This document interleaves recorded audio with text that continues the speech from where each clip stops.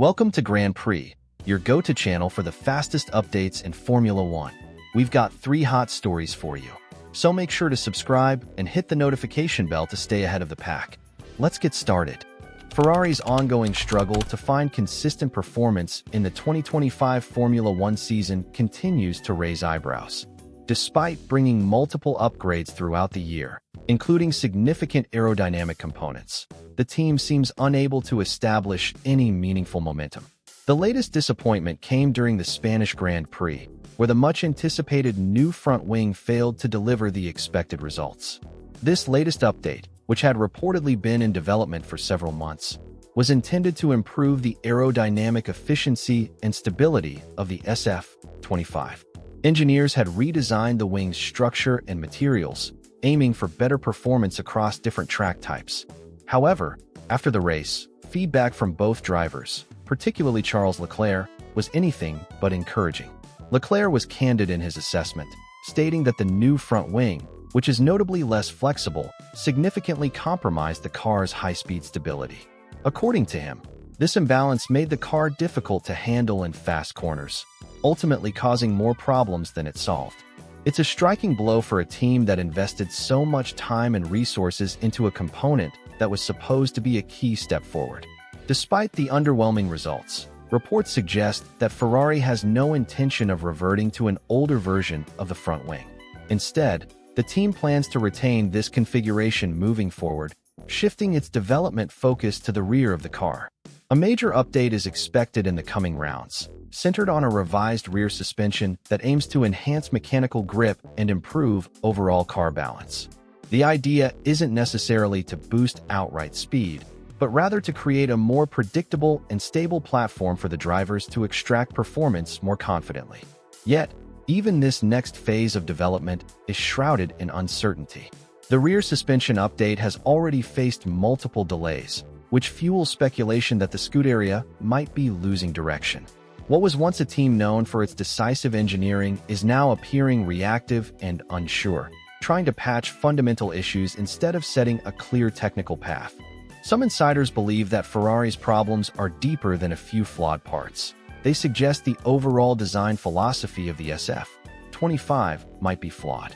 This has sparked debate within the F1 community about whether the team should abandon its 2025 campaign altogether and begin focusing on the 2026 regulations. With a major overhaul of engine and chassis rules looming, many argue that committing early to next year's project could prevent another season of mediocrity. Still, Ferrari insists that there's more to come from this car. Hopes are pinned on the upcoming upgrade package to stabilize performance and, at the very least, give the team a chance to fight for podiums more consistently. But with every delay and every underperformance, confidence dwindles, not just among fans, but seemingly within the garage itself. As the season rolls on, the Scuderia finds itself at a crossroads.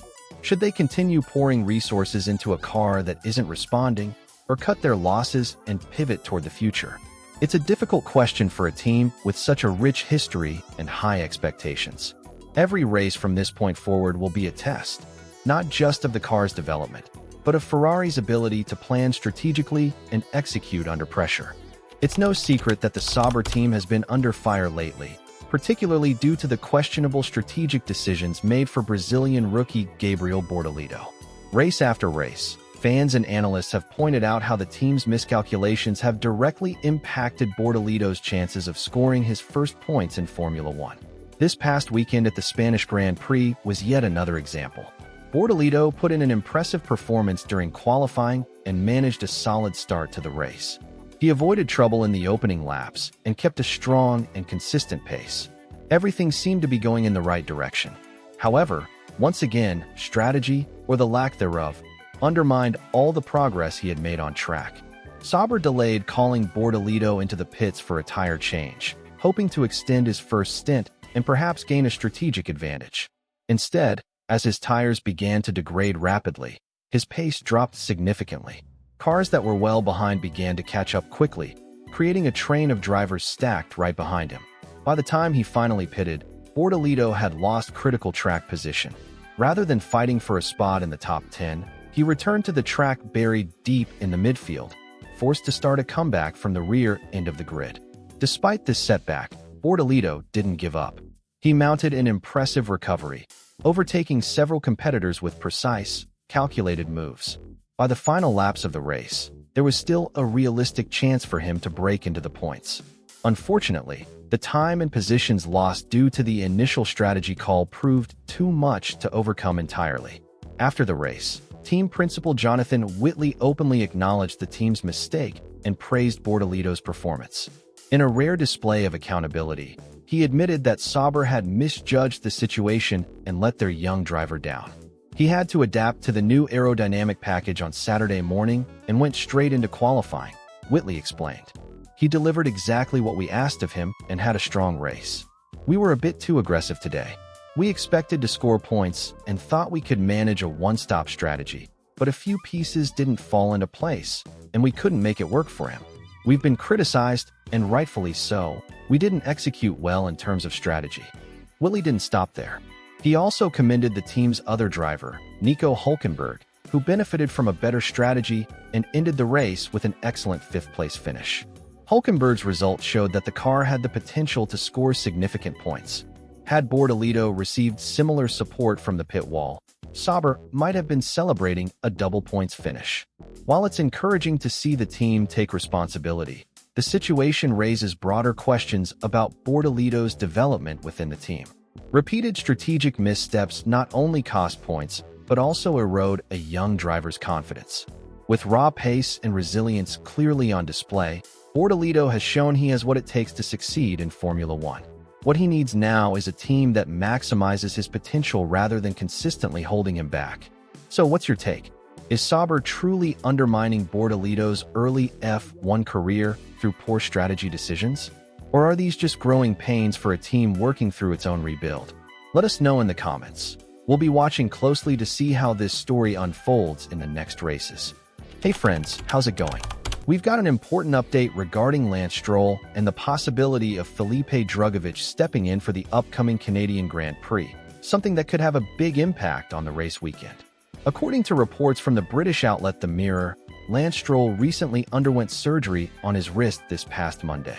This procedure was necessary to address lingering issues stemming from a bicycle accident back in 2023. At the time, Stroll made an unexpectedly rapid return to the grid, racing in the Bahrain Grand Prix with visible bruising and limited mobility in his hand. That decision sparked a lot of debate about whether he was truly fit to compete.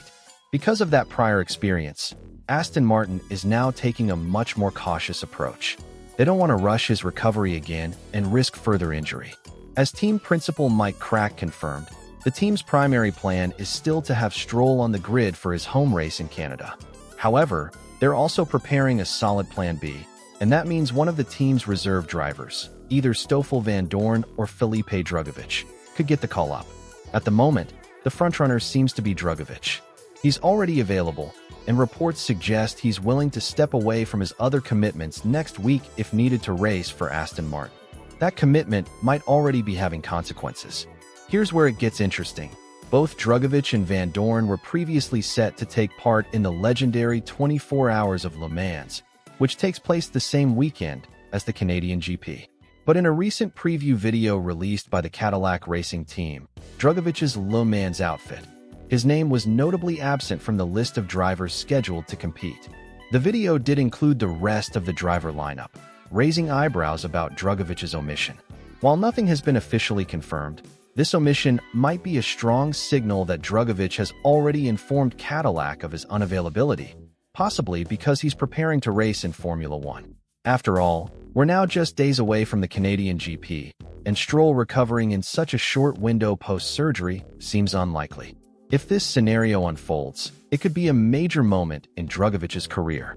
Filling in at Aston Martin, especially in a high-stakes home race for Lance Stroll, would give the Brazilian driver an opportunity to prove himself on the F1 stage under serious pressure.